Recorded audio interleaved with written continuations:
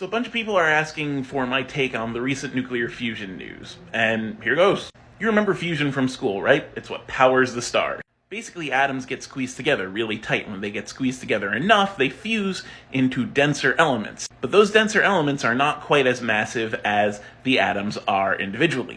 And thus, that extra mass is getting let off as energy. That's why the sun burns. This is a relatively clean and efficient energy creation process, so of course we want to do it. The problem is, it's really hard to smush two atoms together.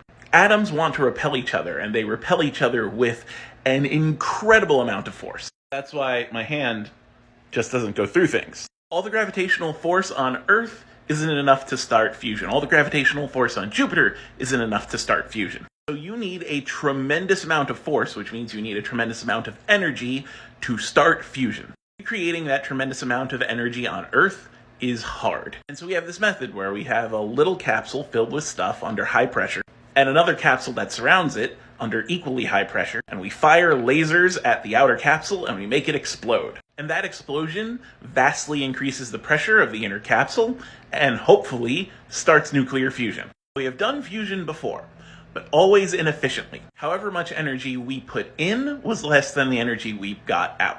We weren't really able to ignite the fuel, i.e. start a fusion chain reaction that caused more fuel to burn and more fuel to burn and more fuel to burn. The National Ignition Facility did was they managed ignition, and they managed it efficiently. The lasers put in about 2 megajoules of energy, and they got 3.5 megajoules out. That's a net of 1.5 megajoules, right?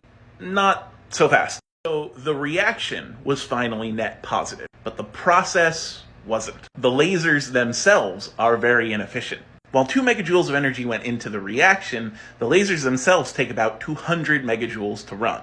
Thanks to Dr. Blitz for that exact number. Which means the big step forward right now is that the reaction was energy positive, but the whole process was energy negative. So what does this mean? Well, it means more fuel, longer burns, possibly equipment that is more efficient. We're a long way off of fusion being readily available.